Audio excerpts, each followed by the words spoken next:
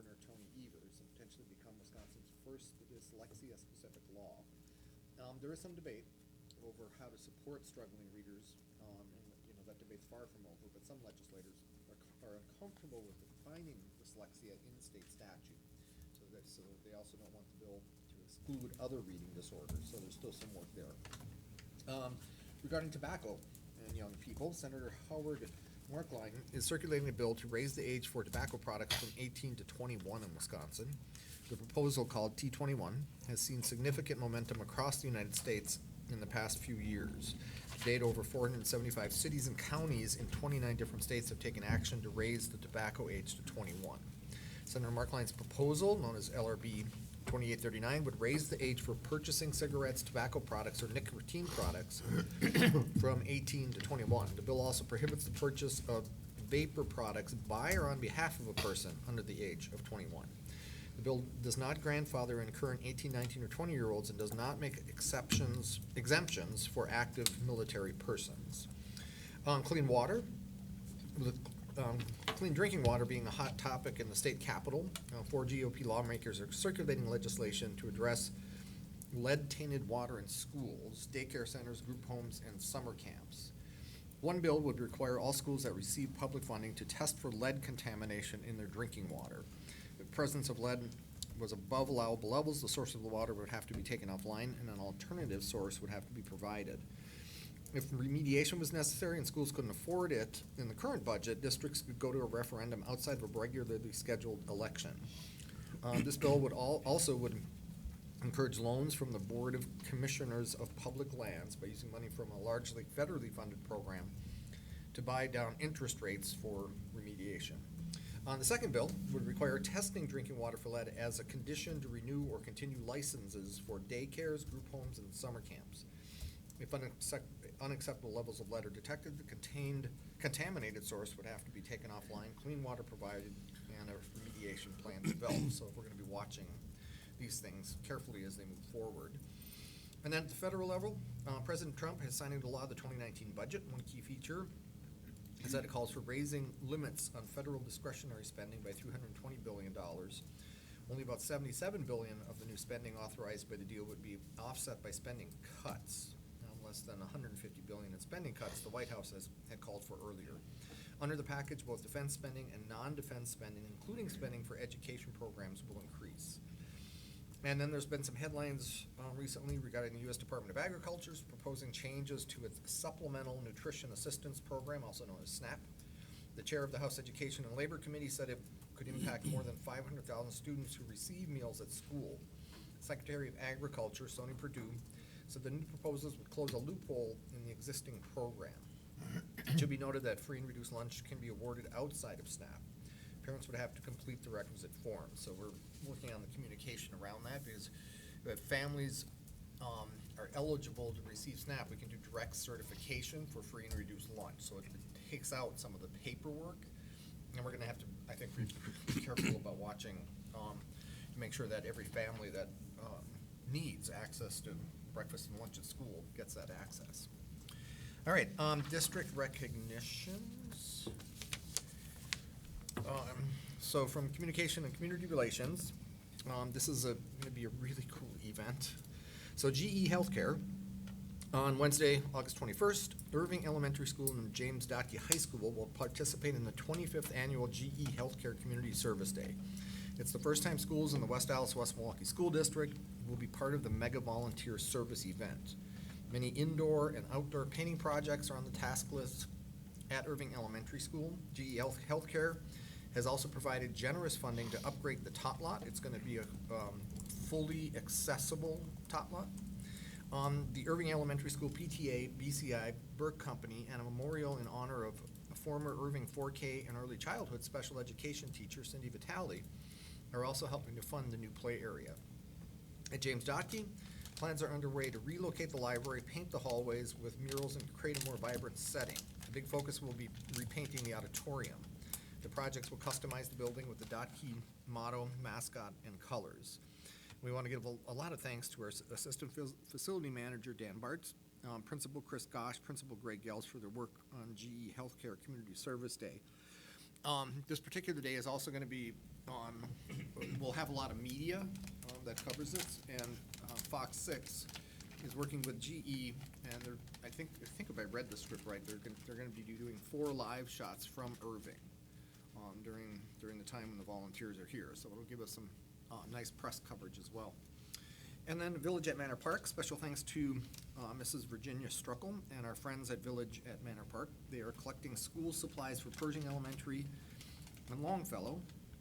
And then Old National Bank, special thanks to our friends there.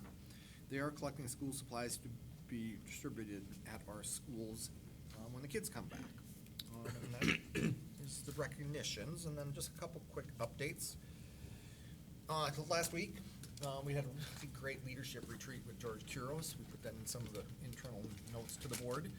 But you're also going to get some links because he's not only has he kind of emailed and encouraged us in the work we're doing, but he also wrote a nice blog piece about his experience here with us. He doesn't name West Allis, West Milwaukee, but one of the things that he found really interesting, and this was Deidre's really cool idea, we brought 4 students in from Dotke.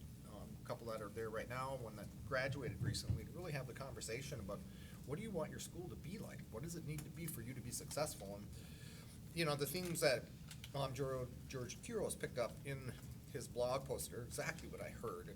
The thing about being connected, belonging, relationships, they don't want to be anonymous, and they don't want to be bored, right? Those are the 2 big things. So this idea of connecting and belonging and engagement, right? We talk about that all the time. So it was a, I think, challenging day working with him for 4 hours, but also inspiring and affirming for us that we're on the right path. We're, obviously finalizing a whole bunch of hiring, so that, there's still churn within school districts right now, especially for high-need positions. And so you'll see that list kind of continue to be long in the employment summary for this meeting and probably the next one. But we are really looking forward to the start of New Teacher Week. That starts on August 19th. And just like we did last year, we're starting with Youth Frontiers, their purpose retreat. So, and I think we learned quite a bit about it last year. Rather than start, our brand new teachers, brand new employees with, here, fill out your benefits sheets. Here's how you sign up if you're going to be absent. We do all the technical stuff a little bit later. We start with why you want to be a teacher, right? Why are you here? And so we're looking forward to that. And then the opening day, so the official opening day is August 27th. So if you're available to come to Hale in the morning, our keynote is Dr. Chris Emden, which is, I think, going to serve to really focus our work in engagement and equity, and I think push us in some directions that are really important for us. When we look at our data, we know the work that, like almost everybody else, has to get done. But we're excited about having him come in to work with us that morning. And that concludes Superintendent's report. Excuse me, Marty, was that the 27th? 27th. Thank you. Yep. And the start time of that? Deidre? Start time on the 27th? Right. Start at 7:30 is when, and then the festivities start at 8, right. He starts at about 9:30. Okay. Yep. Thank you. All right, well, we will go on to item 8, the President's Report and the review of the board calendar. Okay, so today is Monday, August 12th. Fair is over, which means the countdown to back to school begins. It always seems to be the unofficial countdown here in this community. So tonight we have a regular Board of Education meeting. Next Monday, August 19th, starting at 6 p.m., we have a workshop on the new Recreation Center construction update. On Monday, August 26th at 6 p.m., a regular Board of Education meeting, and following that, an update with the 2019-2020 proposed budget workshop. And then on September 9th, Monday, at 6 p.m., we have a regular Board of Education meeting. Do any board members have any community updates or anything they'd like to share? Heather? The West Allis Youth Theater has their Aladdin Junior coming up August 15, 16, and 17 at 7, and August 18th at 2 p.m., and that's students from across the district that are performing And that's at Nathan Hale? at Nathan Hale. And how do they get tickets? I would assume at the door. Okay. And look, I should have contacted him and asked, but yes. At the door for sure. Yep. Okay, perfect. Any other community members with updates? Chuck? Kind of community. Yeah. I participate in that senior softball that goes on at Hale, and I just want to give a shout out to Shelley and Wally, who's in charge of the grounds out there, and his crew. all the guys that play ball, the weather can be bad, and somehow they get those fields in playable shape so we can start. They do a fantastic job. That's all I have. Absolutely. Anybody else? All right, and good luck to all of our fall athletes as they begin their practicing this week as well. So, that's already been going on. Okay, so we will then go on to item 9, the consent agenda for the evening. Item 9.1, the approval of the minutes from the July 22nd, 2019 regular Board of Education meeting. Item 9.2, the employment summary, and item 9.3, the supplementary contracts. Anyone need anything separated? Heather? The supplementary, please. Okay, we'll separate out 9.3. So we would look for, anybody else need anything else separated? If not, we would look for a motion on 9.1 and 9.2. Move to approve? Second. To moved and seconded. Any additional comments or questions? Not, all those in favor say aye. Aye. Opposed? All right, and then, Abstain. okay. Okay. So if you give me just one moment, there's two people I'd like to introduce. So in the employment summary, we have Jim Young, who's sitting right in front of us. He is going to be joining the team at Central High School as an assistant principal, most recently from Grandview High School and Carmen Schools. If you want to come up and. Hi, my name is Jim Young. A little bit about me. Originally from Pittsburgh, Pennsylvania. Penn State manager grad for business. Worked for Walmart at the headquarters for a couple years doing supply chain in Arkansas.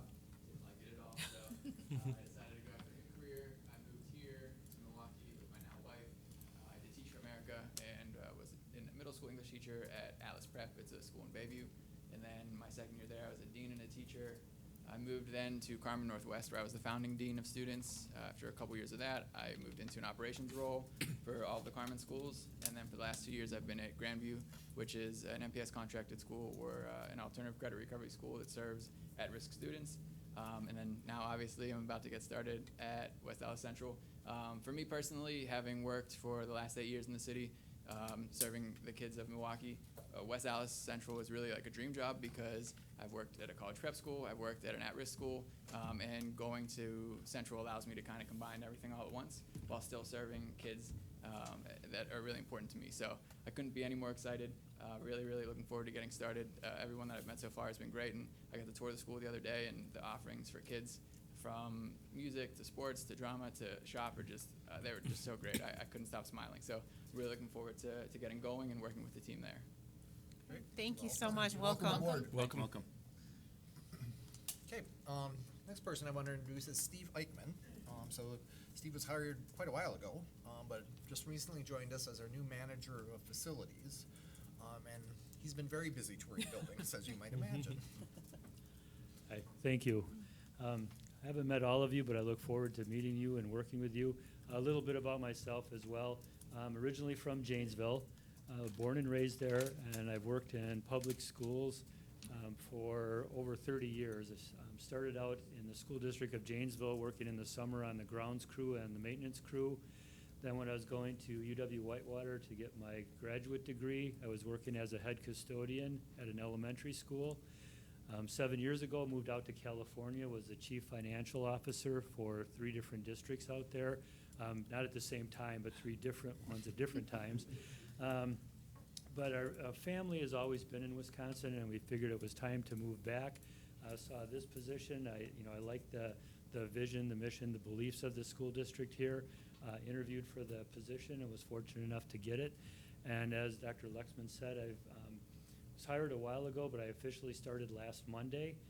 And I've been going around with Mr. Bartz to all of the sites, kind of, going through and touring all of them, kind of learning the ins and outs and, kind of where all the skeletons are mechanical-wise in the closets and that. And I look forward to continuing to do that, to make the facilities operate the most efficiently we can and make it the best for the students. Thank you. Thank you so Welcome much. aboard. California to Wisconsin. All right, so we're back on item 9.3, the supplementary contracts. Move to approve. Second? All right, moved and approved and seconded. Any additional comments, questions, or notice of abstentions? I will be abstaining. Abstaining, I'm recusing. okay, Abstaining. so 3 abstentions, okay? And so we've got motioned and seconded, so all those in favor say aye. Aye. Opposed? All right, we'll go on then to our action items for this evening. Item 10.1, the open enrollment seats for 2019-2020. So, just a little introduction, Jeff and Caitlin join us. We brought a similar item about this time last year as we look at kind of the enrollment patterns, what's actually happening in terms of then looking at our open enrollment calculations again, and there's an opportunity for us, we think, to add some seats that are in grade levels where we have waiting lists, right? So there's an opportunity for us to add 10 seats. So you just want to talk us through it? Yeah, absolutely. So, good evening, everyone. As Marty said, we're going to ask you to add 10 additional seats this year during the summer. And they're in grades 8, 11, and 12. So initially, based on the number of sections, that is our staffing, and the enrollment projections from the 18-19 number of students we had here, we didn't think we were going to have any seats available in 8th, 11th, and 12th grade.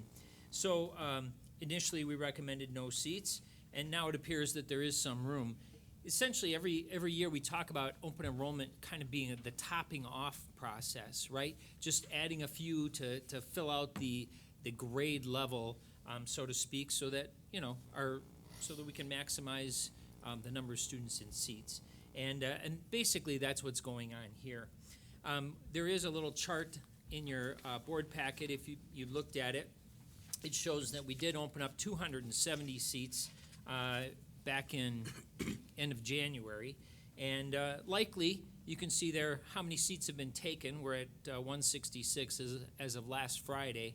And a lot of the shortage of that 270, and this typically happens, is you don't always get the applications where you have the seats.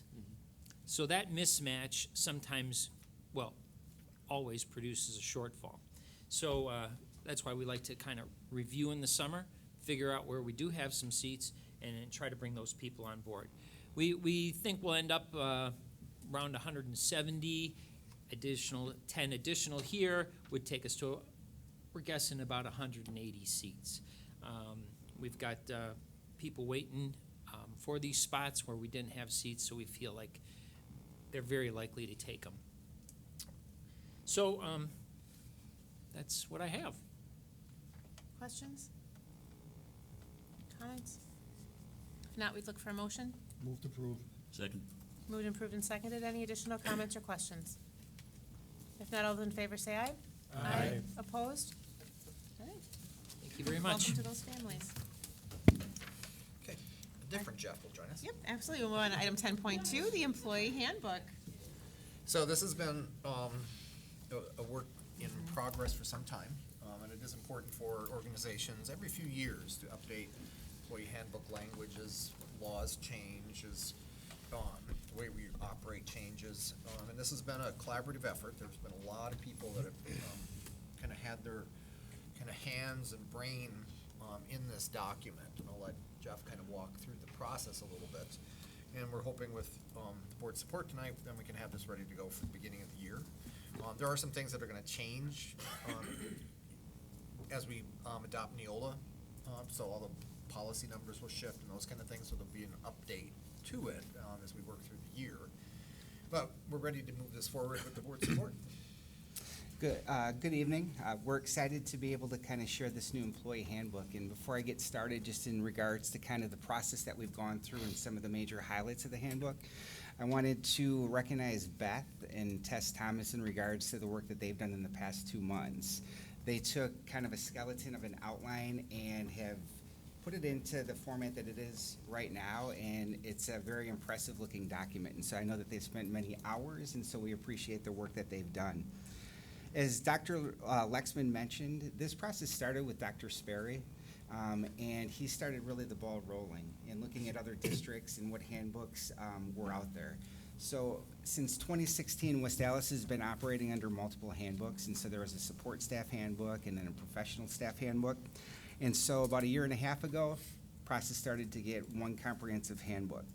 And over the course of last year, I had the opportunity to work with a committee of roughly 30 district employees. And that committee consisted of teachers, educational assistants, secretaries, as well as some custodial staff.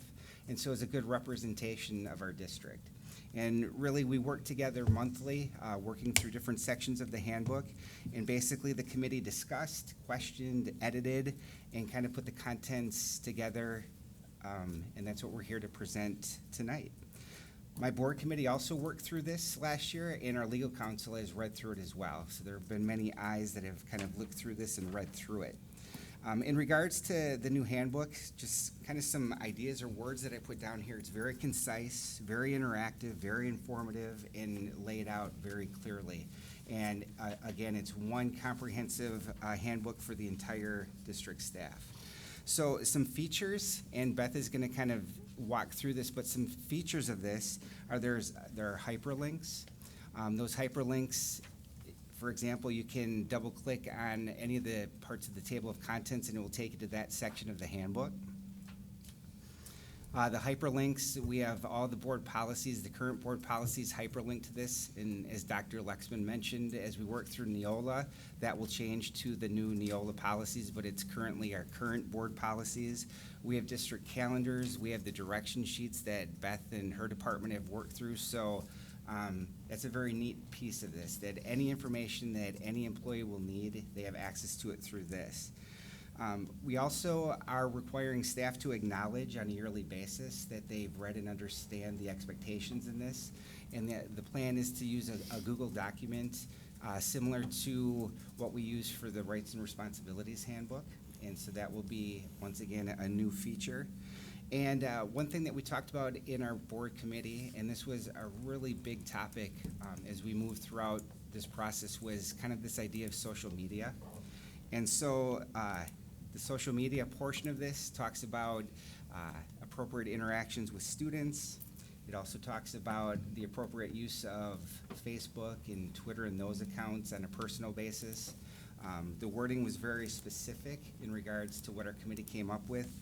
An example of that is using the terms detrimental way, that the district would respond if those social media aspects would be presented in a detrimental way to the district.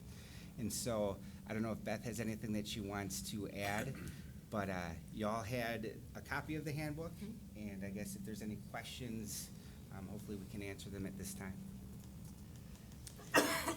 I think it's fantastic. I love that it's all concise and consolidated in one specific spot where anybody can go and access it. I think that was probably long overdue, so thank you for undertaking that and putting everything together.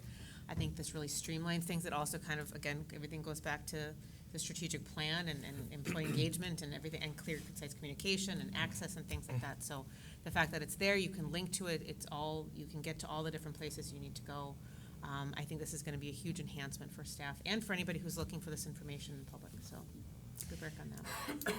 I think the only thing I would add is just consideration that the addendums are going to be developed. So we have a administrative handbook, but we have yet to go through all of the administrative pieces. Generally, the pieces all fit vacation day, holiday, but there might be just a few specific administrative things. We'll answer those with administrators as we move forward and getting ready to put that in. But there's some decisions that have to be made before that can happen. So addendums are what will be developed, but they'll continue to link in the way that everything else does. So when you go online, you simply click on the area that you wish to see and you go right to it. I just also wanted to thank the job on this. It was a huge undertaking, something that definitely needed to be done. I love the fact that you had the committee working together to kind of address some of the things that were of biggest concerns and making sure that those things were streamlined, and just a wonderful job. Thank you. Is this being printed at all, or is everyone just getting access to it online? We're going to print a copy for each school, but Okay. it will be marked that that copy, once it's released, will no longer be the most accurate, up-to-date copy. That is what people, it's in the document that the online copy would be the most accurate, up-to-date. And when we revise it, which I know that we will, maybe a correction or just a clarification, then it'll be a bulletin to all staff saying a revision on page such and such, and that'll be sent out through our email. It'll all work really well in an organized, systemic way. Other questions or comments? Noah? Thank you for your work on this. I know I was kind of pushing about the social media thing a little bit, but I knew it was gonna be a big sticking point for people, and it's really important, I think, that we want people to be able to talk about being an employee of the district. And originally, it was really kind of basically like, don't say anything about you being an employee of the district, and I didn't want that to be the case. So, thank you for working through that. Obviously, the committee, the teachers, even the staff you work with, obviously had a big role in that as well, but this is a fantastic document. The work we're doing with Neola will be easy to input into this document by changing those hyperlinks out instead of having to worry about whole rule and policy revisions that we're having to worry about, and the whole thing will be much easier to update and explain to people. So I think it's long overdue, but good job on this, so thank you very much. All right, any other comments or questions? If not, we'd look for a motion. So moved. Second. Moved and seconded. Any additional comments or questions? Not all those in favor say aye. Aye. Opposed? All right, thank you, everybody. Thank you. Huge undertaking. All right, we move on to item 10.3, the appointment of the Human Growth and Development Ad Hoc Committee. Mr. Hangle. Okay, good evening. So really, my purpose is, we're recommending the acceptance of a nominated Human Growth and Development Ad Hoc Committee that serves as an advisory role to the school board, and our purpose is gonna be appointing this committee in order to advise the board on the design and implementation of the Human Growth and Development curriculum and to review curriculum. So, over the past few weeks, I've contacted a number of people and have a number of people who have accepted our invitation. And so, by statute, our committee must comprise of many different groups of people that are involved in the community, obviously, parents, school district personnel, healthcare, clergy, regular community members, parents, students. So we have a wide variety of people who are in there. So our list of participants, so you have myself, Lisa Cola, who's a district employee, Ryan Hammernick, who's a district employee, Therese Beauchamp, who is a healthcare professional, Beth Dowling, who's a community member, Pam Dowling, community member, Michael Jacques, community member, Daisy Jimenez, who's a parent, Jess Kelsheimer, who's a parent, Joni Lukey has an invite, she's a healthcare professional, and Pastor Kathy Manthing also has an invite for clergy, Deb Moran as a community member, and Danny Hebert, who is a student. So just looking for approval for our ad hoc committee to serve as that advisory role. Comments or questions for Adam? Noah? Could you just kind of give a little background as far as what is this committee going to do, how often are they gonna meet? Sure. So right now, our role as advisory is to review some of our current parent communications that we send out, and then also to review curriculum that takes place in that 5th, 6th, 7th, 8th, and 10th grade. So we'll be doing a curricular review of what our current practices are, looking at best practices in terms of human growth and development, and then making a suggestion or an advisory position for the board to decide on.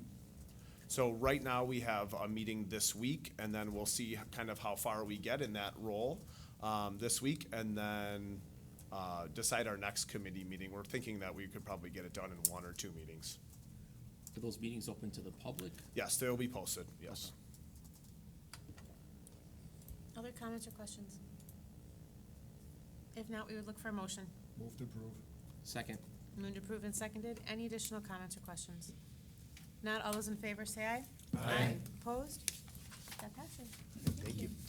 All right, we would need a motion then. That's the end of our agenda. We need a motion to adjourn. So moved. Second. All those in favor?